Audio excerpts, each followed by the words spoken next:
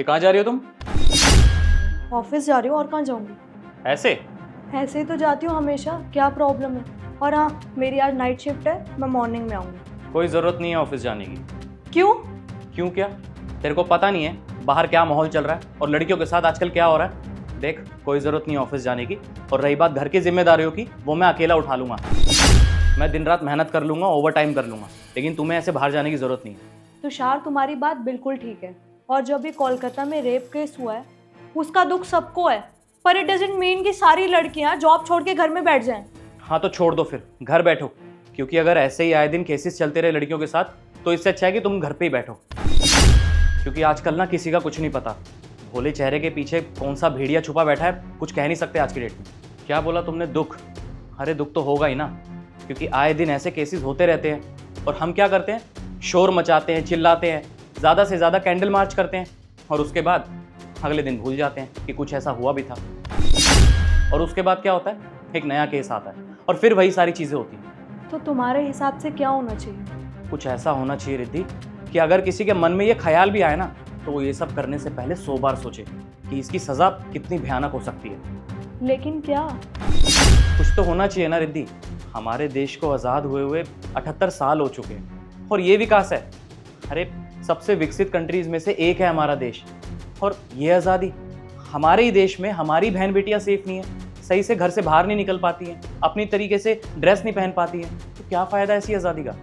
तुम क्या चाहते हो, मैं घर बैठ जाऊं? नहीं रिद्धि, मैं तुम्हें घर से बाहर जाने के लिए नहीं रोक रहा, बस मैं इतना चाहता हूँ कि तुम 10-11 बजे तक घर से बाहर मत निकलो, रात भर बाहर मत रहो। डर लगता है यार, कहीं कल को तुम्हारे साथ ऐसा कुछ।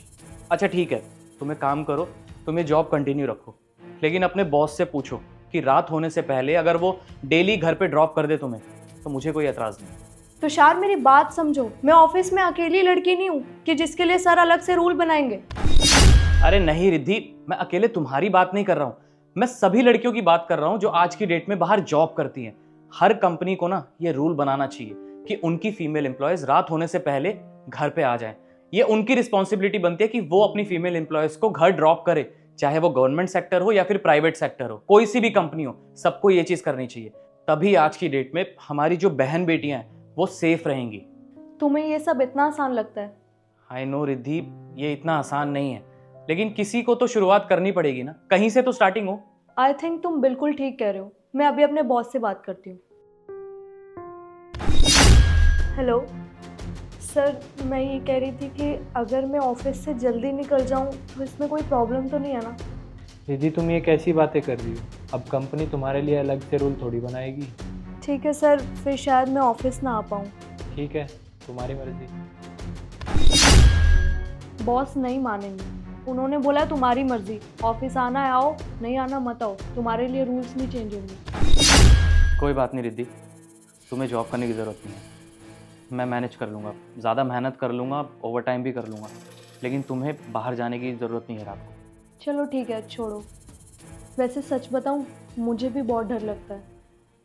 क्या सच में हमें अपने ही देश में इतना डर के रहना पड़ेगा? पता नहीं यार, लेकिन ऐसा कुछ सुन के या सोच के ना मेरी तो रूह कांप जाती है। तुम एक बात बताओ, तुम्हें नहीं लगता लड़कियों को रोकने से बेहतर है कि लड़के अपनी सोच बदल लें? अरे नहीं रिद्धि, तुम्हें क्या लगता है कि इस दुनिया में हर लड़के की सोच ऐसी होती है, हर लड़का एक जैसा होता है? नहीं यार, लाख में से कोई एक इंसान ऐसा होता है जिसकी सोच इतनी घटिया होती है, और वो हमारे आसपास ही होते हैं, बस उन्हें पहचानना बहुत मुश्किल है। शायद उनकी ना परवरिश ठीक नहीं होती, तभी उनकी सोच इतनी घटिया है। तुम्हें क्या लगता है एक माँ अपने बच्चे को ये बोलती होगी कि जा रेप कर? ऐसा कुछ भी नहीं होता। अरे किसी का कुछ नहीं पता कि किसके मन में क्या चल रहा है और तुम्हारे बारे में वो क्या सोच रहा है। इसीलिए लड़कियों को अपने पति, भाई और बाप के अलावा किसी पे आंख बंद करके भरोसा नहीं करना चाहिए।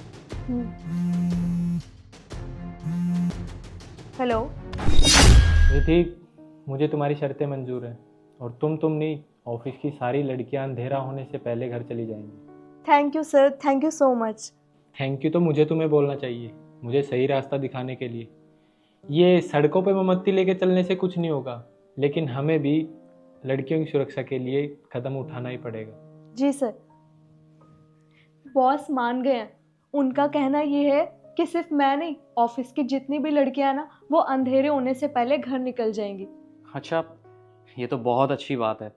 चलो शुक्र है किसी ने तो शुरुआत करी। पर रिद्धि, मैं तो अभी भी यही बोलूँगा कि लड़कियों को अपनी सेफ्टी का ध्यान खुद रखना चाहिए और किसी पे इतनी जल्दी भरोसा नहीं करना चाहिए। न जाने कौन से अच्छे चेहरे के पीछे एक हैवान छुपा हो।